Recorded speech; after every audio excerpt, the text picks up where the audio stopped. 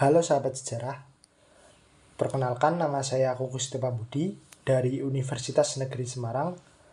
Pada video kali ini, saya akan membahas topik tentang sejarah Indonesia, yaitu sejarah Indonesia masa pergerakan nasional.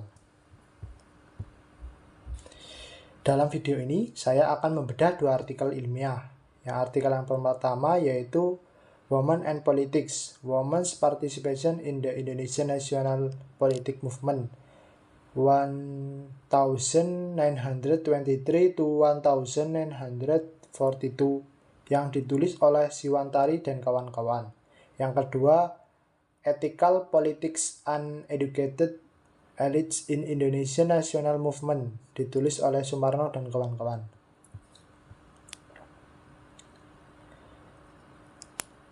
Sebelum masuk ke inti pembahasan, saya akan menjelaskan sedikit konteks sejarahnya.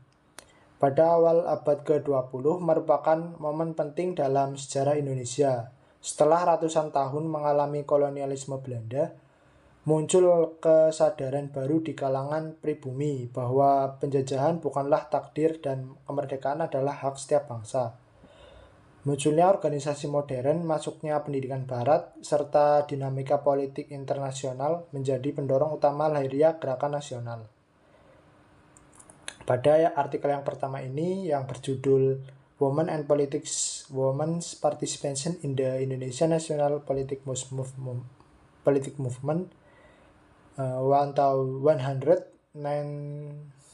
1923 to 1942.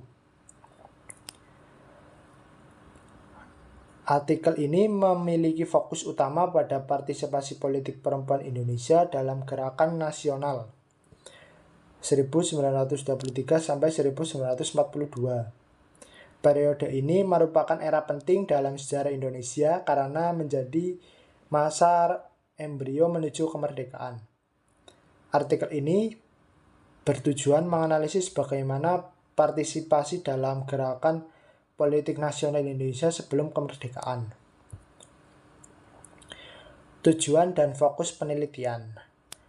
Tujuan dan fokus penelitian pada artikel yang pertama ini yaitu yang pertama Perhimpunan Kaum Betawi, yang kedua Aisyah, yang ketiga Koetman Istri. Artikel ini tidak hanya menggambarkan dinamika internal setiap organisasi, tetapi juga mencerminkan realitas sosial yang menghambat dan mendorong keterlibatan perempuan dalam politik. Artikel ini menggunakan pendekatan sejarah klasik dengan 4 tahap. Yang pertama heuristik, yang kedua kritik sumber, yang ketiga interpretasi, dan yang keempat historiografi. Heuristik yaitu penelusuran arsip, majalah, dokumen, dan sumber pustaka seperti berita atau koran dan lain-lain. Yang kedua ada kritik sumber, yaitu menilai validitas internal dan eksternal sumber. Yang ketiga interpretasi, yaitu mengaitkan data dengan pertanyaan penelitian. Yang keempat historiografi, yaitu menyusun narasi sejarah secara sistematis. Selanjutnya saya akan menganalisis isi artikel. Isi artikel yang pertama membahas tentang Perhimpunan Kaum Betawi. Perhimpunan ini mengangkat isu partisipasi perempuan melalui media berita kaum Betawi. Penulis utama dalam majalah ini menyuarakan pentingnya perempuan Betawi untuk terlibat dalam pergerakan nasional. Ia menekankan bahwa tenaga perempuan dibutuhkan dalam perjuangan bangsa, namun terdapat resistensi kuat dari budaya lokal dan pandangan agama konservatif seperti yang diungkapkan oleh pembaca yang menolak keterlibatan perempuan karena dianggap bertentangan dengan sejarah Islam. Respons positif juga hadir terutama dari para pembaca perempuan yang mendukung gagasan Manafgoni dan bahkan mengusulkan pembentukan cabang khusus dari organisasi ini. Yang kedua ada organisasi Aisyah. Aisyah adalah organisasi perempuan di bawah naungan Muhammadiyah yang memfokuskan perjuangan dalam pendidikan, dakwah, dan pemberdayaan sosial perempuan. Meski tidak langsung ke dunia politik praktis, Azisyah berhasil menempatkan kesadaran politik melalui pencerahan pemikiran, pendidikan anak perempuan, dan pelatihan mubalighat. Puncak keterlibatan Azisyah terlihat pada Kongres Pemuda Indonesia 1 tahun 1928, di mana tokohnya Siti Munjiah menyampaikan pidato penting tentang derajat perempuan dan persatuan antar organisasi perempuan. Hasil organisasi ini melahirkan Perikatan Perempuan Indonesia atau PPI dan beberapa mention penting termasuk penolakan terhadap perkawinan anak, permintaan sekolah bagi perempuan, dan penguatan hak hukum dalam pernikahan atau taklid talak. Organisasi yang ketiga yaitu Koopman Istri. Organisasi ini paling eksplisit dalam menyuarakan aspirasi politik formal, terutama melalui media Koopman Istri. Mereka mendorong perempuan untuk masuk Volksraad atau Dewan Rakyat Hindia Belanda dan menolak pandangan bahwa politik hanya untuk laki-laki. Tokoh pentingnya adalah Mariah Ulfah Santoso yang dianggap layak menjadi wakil perempuan Indonesia di Volksraad. Sayangnya, saat pemilu Volksraad 1939 sampai 1943, tidak ada satupun perempuan Indonesia yang berhasil duduk di kursi tersebut. Meskipun banyak organisasi telah mengajukan dan mendukung calon perempuan,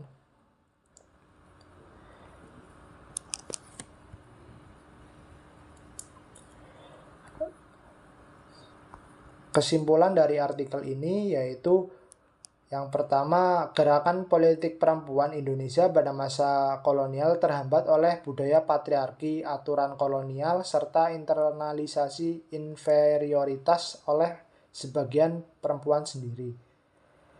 Ketiga, organisasi menunjukkan model perjuangan yang berbeda. Wacana atau kaum Betawi, pendidikan dan pemberdayaan Azisyah, serta advokasi langsung Koopman Istri. Meskipun tidak semua perjuangan berhasil secara politis, misalnya Kulsi Volksraad, perjuangan ini menjadi fondasi kesadaran politik Indonesia pasca kemerdekaan. Artikel ini juga memiliki kelebihan. Yang pertama, kajian historis yang mendalam dan kontekstual. Yang kedua, sumber-sumber primer digunakan secara luas dan akurat. Yang ketiga, memotret isu gender dan berbagai perspektif organisasi dan geografis. Kekurangan dari artikel yang pertama ini yaitu belum ada kajian kuantitatif terkait sejauh mana pengaruh organisasi tersebut terhadap kebijakan pemerintah kolonial. Yang kedua, fokus cenderung pada organisasi elit perkotaan, belum mencakup perempuan pedesaan atau non-organisasi.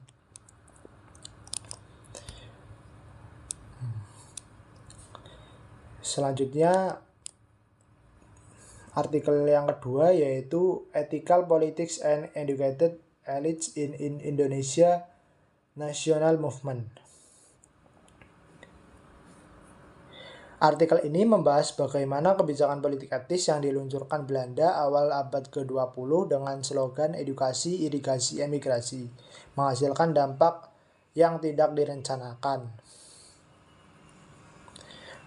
Lahirnya kalangan intelektual pribumi yang menjadi motor penggerak pergerakan nasional Indonesia.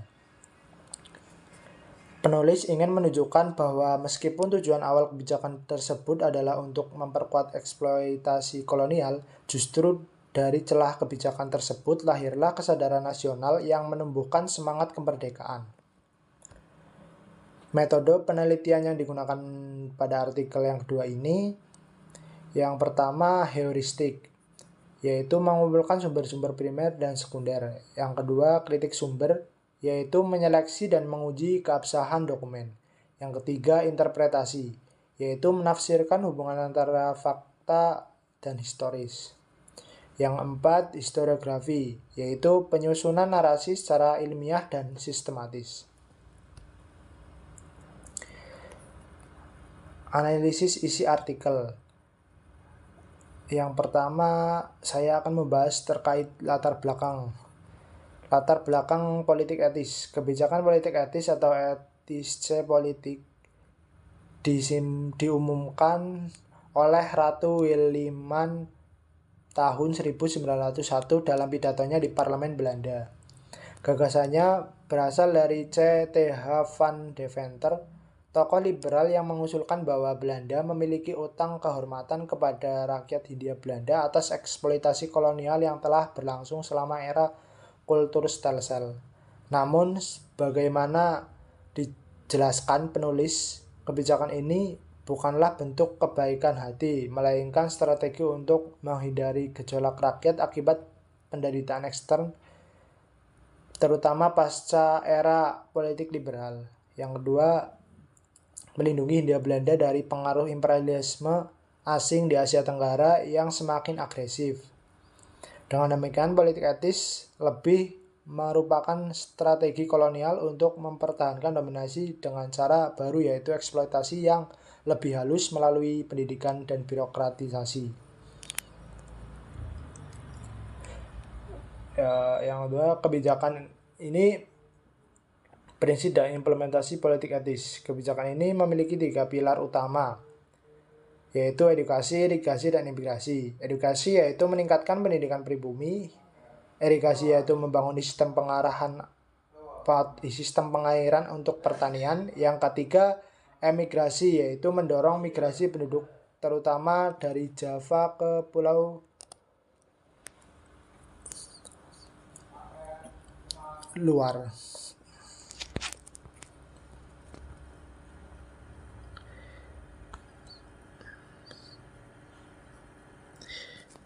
Yang ketiga, politik etis tidak sengaja melahirkan kesadaran nasional. Pendidikan Barat membuka ruang berpikir dan membentuk elit intelektual.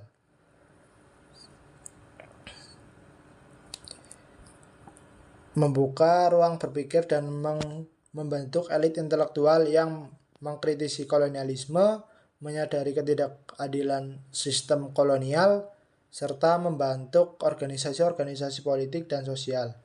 Dampak nyata dari